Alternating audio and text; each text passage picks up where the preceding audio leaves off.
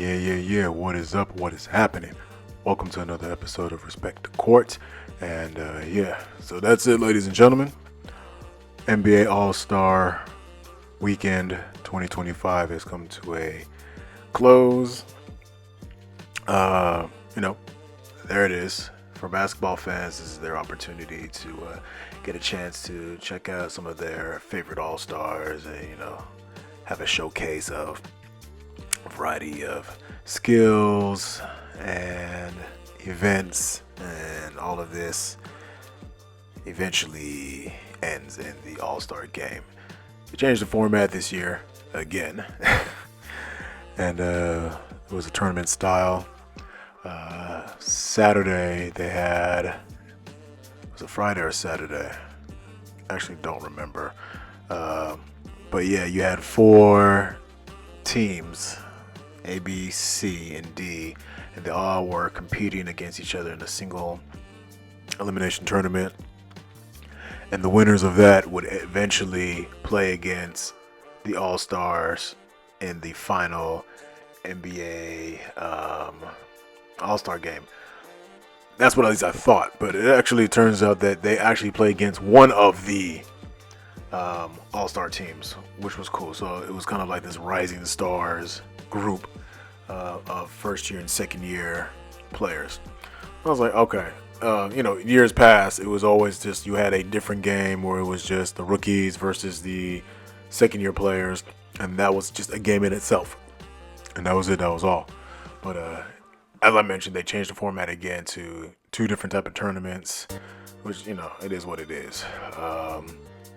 With Sunday night being, you had 3 All-Star NBA groups, 24 players. I think it was Team Chuck versus Team Shaq at one point in the final. And it was what it was. They jumped out, Team Shaq jumped out to an 11-0 lead. And at some point there was a little bit of a comeback, but whatever. Then it ended off. Steph got the MVP, which I get it, he is the hometown player, so it makes sense. But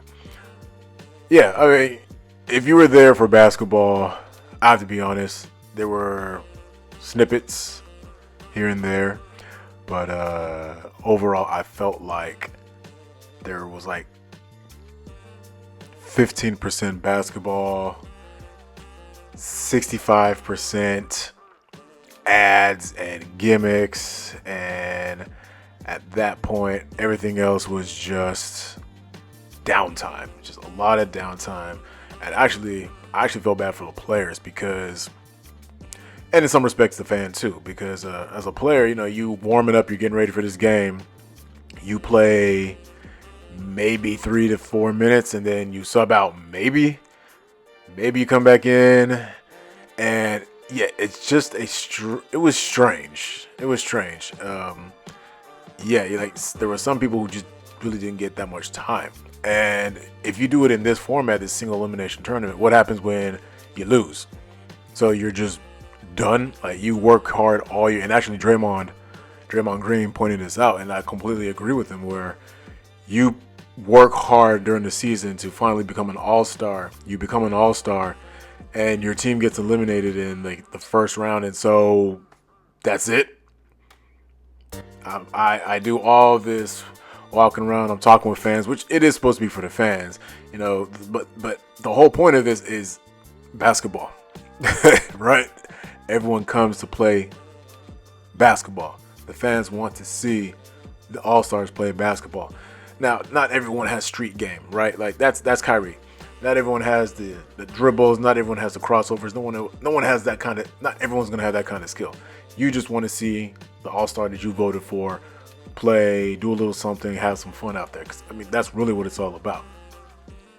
I think all of us older fans need to get over the fact that, look, this is not going to be a highly competitive barnyard brawl type of basketball game anymore. It's just not, because one, these guys make way too much money. No one's really trying to get their ego fractured on the court, and no one wants to risk injury for an exhibition game. Now, should you play a little harder? Yeah. Should you play like you would play during the summertime when y'all are together playing? Yeah, of course. I think Stephen A mentioned something like that. Like, at least play as hard as you play for that. And some players actually did. Some of them did, which was cool. But I, for one, just felt like there was way too much downtime, way too many ads. It just felt so condensed, you know? Like the guys finally start getting a little something, then timeout. Then, okay, then we start playing the game. Then, okay, now it's like the halftime show. Then we play for a little bit more, and then 10-minute break to hear Kevin Hart salute Kenny, Shaq, Charles, and EJ, which, I mean, I get it. It's their last year under TNT, which was fine, but it took such a long while for them to get back to the game. So if you're a fan of basketball, you didn't really watch that much basketball, at least for tonight. It wasn't that much. And I do like the 40-point cap, because otherwise these guys are just going to keep playing, just shooting threes, and nobody wants to see that. So I'm actually cool they capped it off. But I just don't like the fact that, okay, this game is over, let's gear up for the next one. But there was just so much time in between games that it just killed the vibe of the event. So I hope they don't stick with this format. Honestly, they just need to go back to just East versus West, or they can do the whole team captain thing again. That's fine.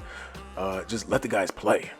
Let the guys play, rotate every 4 or 5 minutes, so that way someone gets to play at least for a little while, and then do it like that. Fourth quarter, maybe there's no time limit, hard cap, and whoever gets to that wins. That's it. And I feel like that's more enjoyable, because I feel like at that point they actually were playing defense. And let's be honest, they're not going to play defense for all 4 quarters. I saw Wemby trying that, and that was cute. Because, you know, I play both sides of the ball, and, you know, he's going to let people know, and that's what he's about. But they're not going to play hard defense all 4 quarters. Like that era of basketball, in my opinion, that's just done. This is just for, we're here to have fun, to at least give us something. Show that you care, play hard for a little bit, and cool, we can live with that. But not this format. This format doesn't work. And if you're going to do this format, you need to make sure there's more playing time and less antics. There's too many antics, too many commercials. Just give us the game. That's what fans came to see. They want to see the game. But no, there were some cool highlights. I mean, Mac McClung three-peated the first ever, so that was awesome. And his dunk, oh my gosh. Now, let me remind you all, he's only 6'3", maybe 6'2", 6'3". For him to do that kind of dunk where he's jumping over somebody who's already inside of a car, and actually jump over the highest part of the car. I'm about just NBA dunking, all right? Forget all the, you know, rest in peace and one, and all the other street basketball dunks that you've seen. But in terms of like NBA, where most people watch their basketball, you have not seen a dunk like that. So that was cool. Skills challenge by the Cavs, that was nice. And Saturday night was actually pretty cool. For me, I got to see LaRussell, Bay Area's own. It was great to also see a lot of the Bay Area artists as well tonight, Sunday, with In Vogue, Saweetie, E40, and Too Short. And it was great to see them perform throughout this entire weekend. So that was cool. On Saturday afternoon, you had the NBA HBCU Classic with Tuskegee versus Morehouse. And yeah, it was a fun game to watch. And, you know, for us Bay Area natives, we really don't get the opportunity to watch HBCU games or watch HBCU bands and cheerleaders having just a great time and really performing effectively. So that was a fun time. Yeah, so kudos to the NBA for letting HBCU be a part of this as they should. It was great to see. It was great for Oakland. They had a lot of activities going on through the city of Oakland in support of All-Star Weekend. So I was really happy to see that. That was cool. Yeah, but that's my take on it. Yeah, the NBA's got to stop switching formats. Like, let the players play classic exhibition game. Just tell them play hard. Forget the money. Play for charity. And I think that will really make the product worth watching. And let's kill. There's so much downtime. You don't need all the extra shenanigans. People don't care about that. People care about the game. That's what we want to see. All right? We want to see the game. All right, I'm out of here. That's it for me. We'll catch you on the next episode. Peace.